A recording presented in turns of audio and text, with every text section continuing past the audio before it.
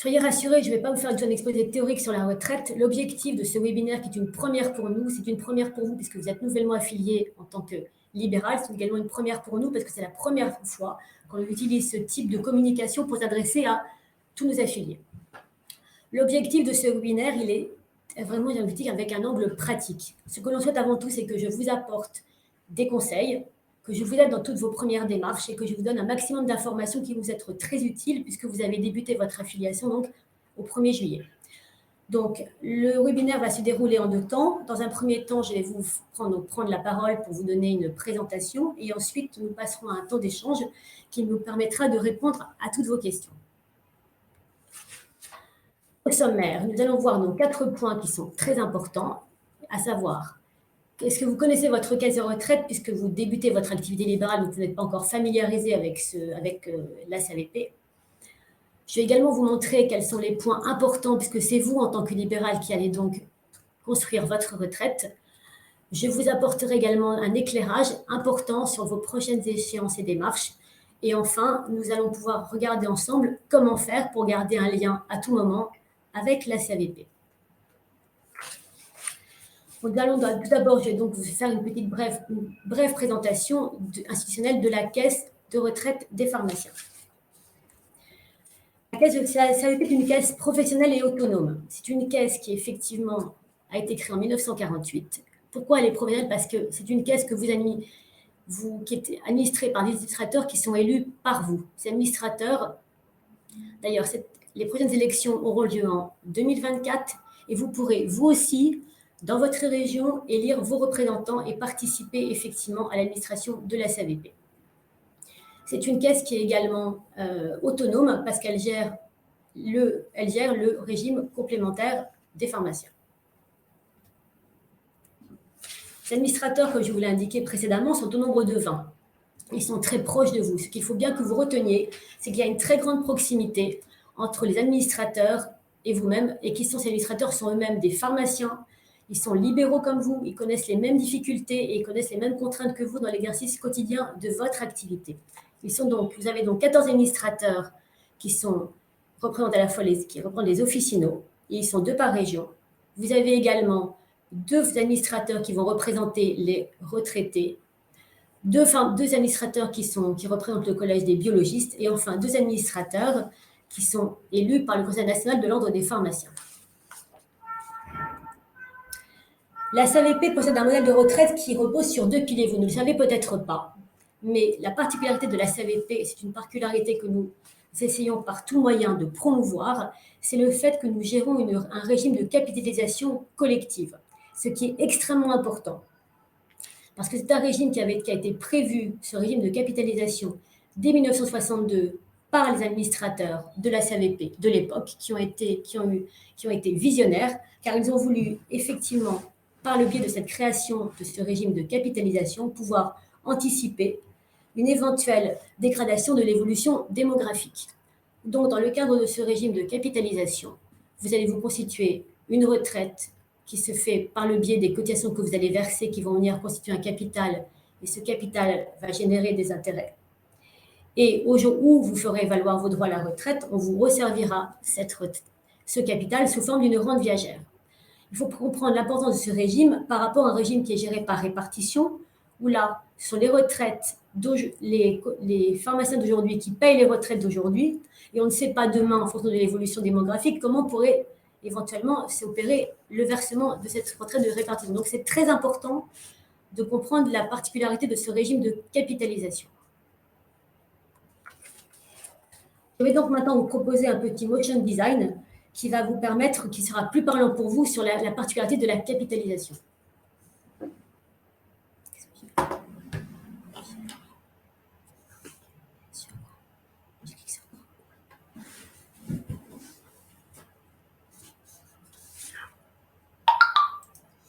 Singularité du modèle de retraite des pharmaciens libéraux.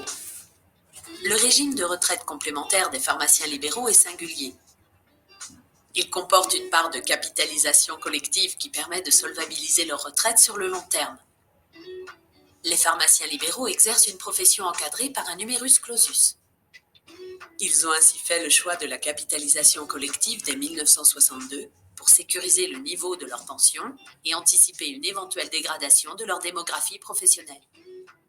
Leur capital individuel est garanti indépendamment de cette démographie.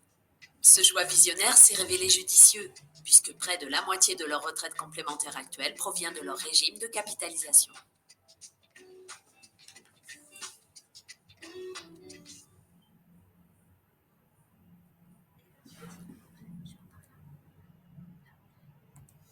Singularité du modèle de retraite des pharmaciens libéraux. Le régime de retraite complémentaire des pharmaciens libéraux est singulier. Il comporte une part de capitalisation collective qui permet de solvabiliser leur retraite sur le long terme. Les pharmaciens libéraux exercent une profession encadrée par un numerus clausus. Ils ont ainsi fait le choix de la capitalisation collective dès 1962 pour sécuriser le niveau de leur pension et anticiper une éventuelle dégradation de leur démographie professionnelle. Leur capital individuel est garanti indépendamment de cette démographie. Ce choix visionnaire s'est révélé judicieux, puisque près de la moitié de leur retraite complémentaire actuelle provient de leur régime de capitalisation.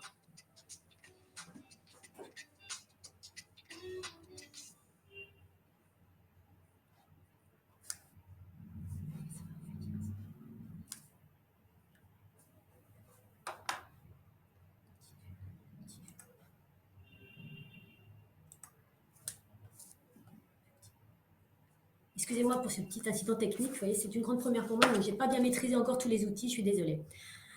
Vous avez vu donc l'importance de cette capitalisation. Maintenant, on va voir un autre point qui est très important, que je veux bien vous montrer, c'est comment construire votre retraite. Puisque maintenant, vous êtes libéral, donc c'est vous qui allez vous constituer votre retraite. Car effectivement, votre retraite se constitue tout au long de votre vie professionnelle. Ce sont vos cotisations qui vont venir constituer votre retraite. Alors, la retraite, ce qu'il faut bien que vous reteniez, c'est que la retraite est fonction des cotisations que vous allez verser et ces cotisations sont basées sur vos revenus. Donc, vous avez dans un premier temps un premier pilier qui est la retraite, le régime vieillesse de base. Donc, c'est un régime, ce qu'il faut que vous reteniez, c'est que c'est un régime vieillesse de base, c'est un régime qui est commun à toutes les professions libérales. Que vous soyez pharmacien libéral, notaire, expert comptable ou médecin, vous allez cotiser en tant que libéral pour le régime de base. Et ensuite, vous avez donc des régimes complémentaires qui sont là propres à chaque caisse de retraite libérale. En ce qui concerne la CVP, vous avez d'une part un régime complémentaire qui a deux volets.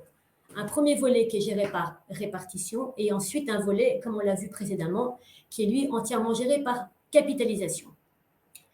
Et vous avez également, si vous êtes biologiste, un régime en tant que biologiste libéral. Donc, ces informations que je vous donne, elles sont importantes. Il faut retenir une seule chose, c'est que ce sont vos revenus qui vont déterminer après le montant de vos cotisations et de votre future retraite.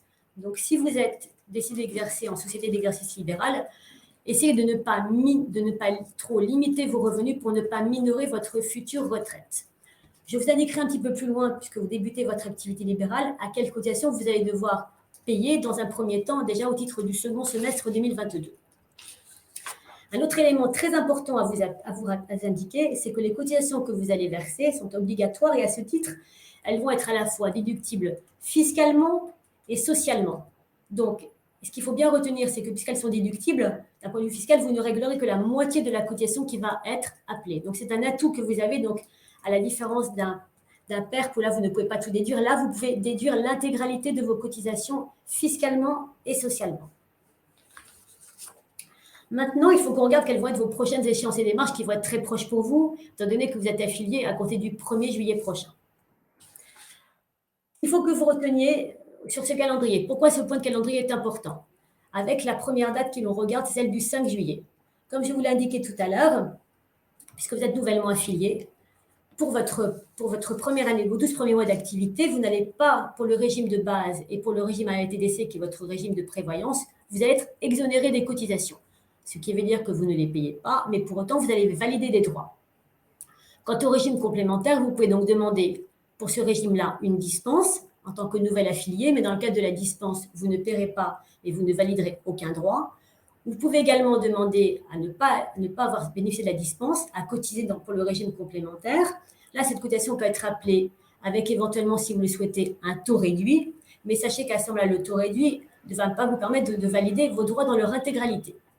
Pourquoi cette date du 5 juillet est importante? Parce que d'une part, si vous voulez mettre en place le prélèvement, demander à ce qu'on calcule votre cotisation du régime de base sur un revenu estimé, puisque pour le régime de base, votre cotisation va être assise sur le revenu, mais que débutant votre activité, vous n'avez pas de revenu, mais que toutefois, si votre revenu de 2022 devait être un revenu qui soit supérieur au plafond de la sécurité sociale qui est actuellement de 41 136 euros, vous auriez l'année prochaine à devoir payer à la fin vos cotisations de 2023 et celle de 2022. Donc, il serait plus intéressant pour vous de pouvoir lisser vos charges.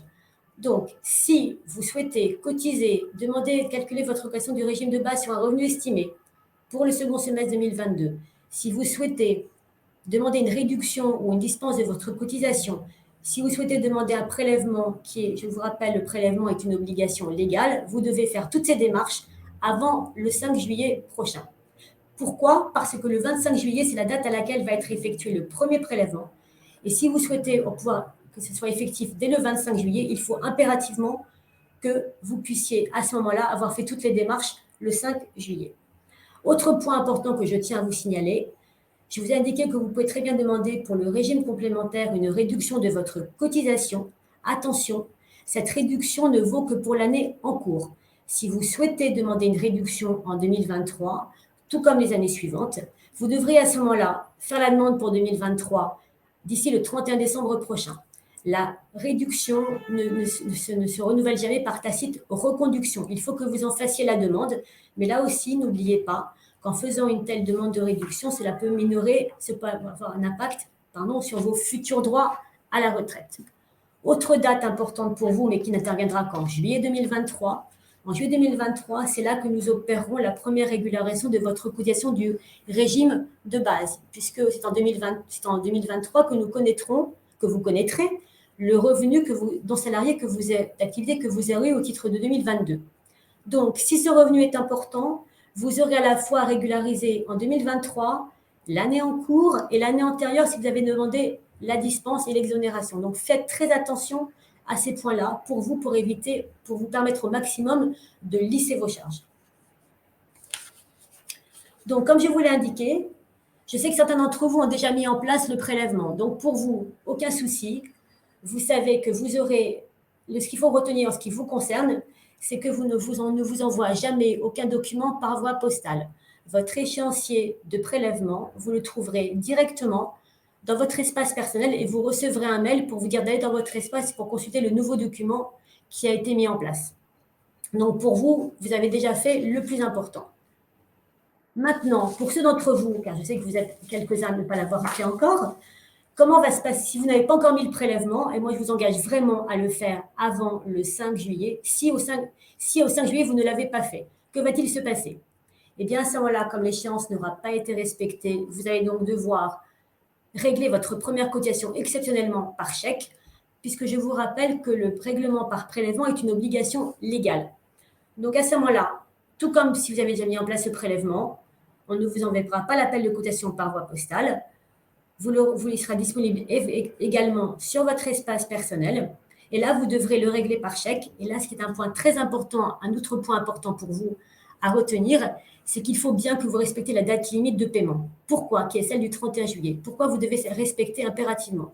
Si vous n'avez pas réglé la date limite, ce qui va se passer à ce moment-là, c'est que vous allez devoir, on va vous appliquer, conformément à aux obligations de la réglementation, une majoration de retard qui représente 5% de cette cotisation. Et ensuite, vous recevrez donc un rappel. Donc, pour éviter tout contentieux, même si on peut, en cas de retard, premier retard, nous sommes indulgents et nous vous accorderons une réduction de cette cotisation, une remise, pardon. Moi, je vous encourage vraiment à mettre en place ce prélèvement avant le 5. Si le prélèvement, vous n'avez pas pu le faire avant le 5, mais que vous le faites à partir du 6, attention, le prélèvement ne pourra donc être effectif qu'à partir du 1er janvier 2023. Donc, je vous le rappelle, à ce moment-là, vous réglerez votre première cotisation par chèque. Alors maintenant, combien allez-vous payer? Donc, ne soyez pas effrayés à la lecture de cette présentation. Ce qu'il faut en retenir sont les points suivants. 2022, vous pouvez très bien, comme je vous l'ai indiqué, ne pas avoir à payer de cotisation. Si vous avez demandé la dispense, si vous avez l'exonération du régime de base et du régime AVTDC, et si vous avez demandé la dispense concernant le régime complémentaire. Donc, vous pouvez effectivement ne rien payer du tout. vous pouvez au maximum payer le montant indiqué qui est de 4 312 €. Donc, vous comprenez bien que c'est vous et c'est par votre seul choix que le montant de vos cotisations va être déterminé en 2022. Mais je vous rappelle également toujours l'importance et les incidences si vous décidez de demander, notamment pour le régime complémentaire, une réduction de vos cotisations. Si vous rencontrez des difficultés, ce qui peut parfaitement être le cas dans l'exercice de votre profession, sachez bien que la CAVP est toujours là, à votre écoute, et peut essayer de vous apporter une aide dans la moindre de vos difficultés. Il faut effectivement nous demander, si vous n'avez pas encore mis en place le prélèvement à la date prévue du 5 juillet prochain, vous pouvez très bien nous demander un étalement de vos cotisations. Vous pouvez également, si vous avez réglé par chèque et que vous avez réglé tardivement, vous demandez une remise de cette majoration de retard. On est toujours là à votre écoute. N'hésitez pas à nous contacter, vous contactez vos administrateurs vraiment en cas de besoin, vous contactez le service, vous pouvez également moi-même me contacter, il n'y a aucun souci. Je voudrais également vous appeler votre attention que si vous deviez, ce qui n'est pas souhaitable, mais ce qui peut malheureusement arriver, devoir rencontrer une très grosse difficulté si vous venez à subir un sinistre dans le cas d'un incendie, d'une inondation, de catastrophe naturelle, à ce moment-là, la commission des activités sociales de la CAVP est à votre écoute. Et elle l'a été pour tous vos confrères et consoeurs qui ont subi les effets de la crise sanitaire en 2020, tout comme pour vos confrères dans les stations de ski qui ont subi ces mêmes difficultés en 2021. Sachez que la commission d'activité sociale a été auprès d'eux et leur a apporté une aide, un secours qu'ils ont tous apprécié. Donc c'est vraiment le maître mot, nous sommes à vos côtés, nous pouvons essayer toujours de vous apporter une réponse et de vous apporter une aide en cas de difficulté. Maintenant, comment pouvoir rester connecté avec la CAVP? Ça se fait par différentes façons. La première façon, c'est effectivement par notre site de la CAVP, où vous allez trouver à la fois aussi bien sur le site que sur votre espace des renseignements aussi bien généraux que particuliers, le mot du président, des dossiers spéciaux, avoir un suivi de l'activité, donc c'est toutes les publications. Donc là, vous pouvez retrouver beaucoup de nos éléments. Par ailleurs, comme vos appels de cotisation sont téléchargeables, cela vous permet de les transmettre directement à votre comptable pour éviter pour que la communication se fasse dans les meilleures conditions possibles. Comme je vous l'ai dit, la documentation, vous retrouvez la documentation qui vous est même dédiée spécialement sur notre site. Vous avez une petite publication qui a été faite pour les nouveaux affiliés à la CAVP. Vous pouvez également retrouver l'annuaire des administrateurs, ce qui vous permettrait, en cas de besoin de conseils particuliers ou de situations particulières, de pouvoir contacter l'administrateur de votre région directement. Ce qui est important également de savoir, c'est que la CAVP, si vous souhaitez nous contacter, vous nous contactez à des heures qui sont déjà, que vous connaissez, de 9h à 12h30 et de 14h à 17h. Mais vous pouvez également nous contacter à tout moment de la journée, de la nuit, à tout moment, par le biais des web services qui sont accessibles pour vous. Aussi bien pour nous poser des questions, pour si vous souhaitez, comme on a dit, mettre en place le prélèvement, ou si vous voulez ultérieurement changer vos coordonnées bancaires. Si vous voulez mettre à jour des éléments de situation personnelle, ça c'est très important parce que vous pouvez effectivement renseigner toutes vos données professionnelles, mais c'est important également pour nous, pour pouvoir vous servir toutes les prestations auxquelles vous pourriez avoir droit, que vous nous indiquiez aussi bien les informations personnelles telles que si vous êtes marié, si vous avez des enfants, de mettre à jour, de faire ce suivi de manière à pouvoir effectivement vous servir les prestations qui pourraient vous être servies. Vous pouvez également télécharger vos documents. Vous pouvez donc par tout moyen vraiment faire même également une estimation de votre future pension de retraite. Et vous pouvez également prendre rendez-vous avec moi en passant par le site de la CAVP.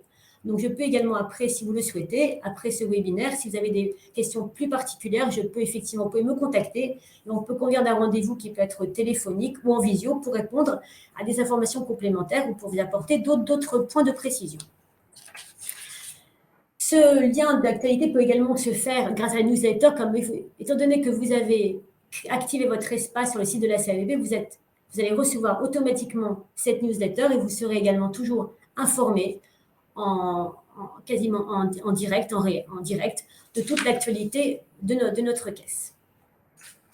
L'information, vous pouvez également la retrouver via les réseaux sociaux. C'est un autre moyen effectivement pour vous d'obtenir cette communication. Écoutez, moi je tiens déjà dans un premier temps à vous remercier pour votre écoute pour le fait que vous ayez donc assisté à ce webinaire. Et moi, ce que je peux vous voir à l'issue de ce webinaire, c'est qu'il y a, au vu de ce que je peux vous indiquer, c'est qu'il y a 4 points qu'il faut vraiment retenir. Le premier d'entre eux, c'est que votre future retraite dépend des cotisations que vous avez versées et que ces cotisations sont en fonction de votre revenu. Donc vraiment, veillez à ne pas minorer votre revenu, à ne pas le limiter de manière à ce que ça vous permette plus tard d'avoir une retraite qui corresponde à vos attentes. L'autre point important, c'est la date du 5 juillet. C'est vraiment la date la plus importante pour vous à retenir. Si vous souhaitez effectivement mettre en place le prélèvement, si vous souhaitez demander une réduction de votre cotisation, nous demander un revenu estimé, enfin, tout ce qui vous aide de faire, il faut le faire là tout de suite avant le 5 juillet prochain. Ce qu'il faut voir également, c'est que l'espace personnel, votre espace personnel de la CAVP est vraiment l'élément déterminant pour nous permettre de garder le contact et de pouvoir à tout moment pouvoir effectivement consulter, obtenir vos documents, vos appels de cotisation, enfin tous les documents que nous mettons à votre disposition, vous les retrouvez directement dans votre espace.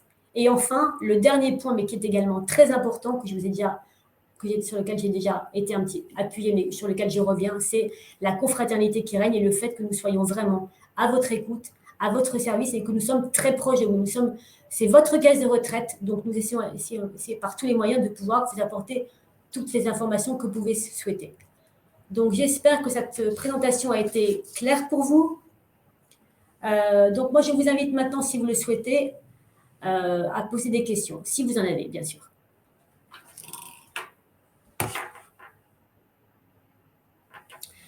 Alors, effectivement, si vous êtes salarié dans une CELAS, vous êtes concerné puisque vous exercez votre activité de manière libérale. Ce qui est déterminant, c'est le mode d'exercice, libéral. Mais pour autant, vous êtes salarié, donc vous allez effectivement, vous allez quand même devoir vous cotiser à la CAVP puisque c'est votre mode d'exercice libéral qui détermine l'affiliation auprès de la CAVP. Donc, effectivement, vous allez peut-être ne pas déclarer de revenus d'activité non salariée, mais attention, parce qu'à ce moment-là, cela pourrait minorer vos futurs droits à la retraite. Est-ce qu'il n'y a pas d'autres questions? Non. Écoutez, je vous remercie pour votre participation. J'espère que j'ai pu répondre de la manière la plus claire possible à toutes vos interrogations.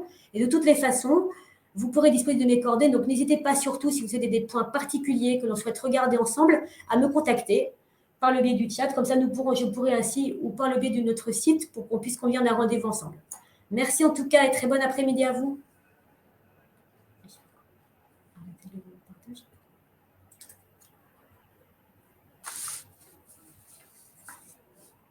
Ça dure combien de temps ?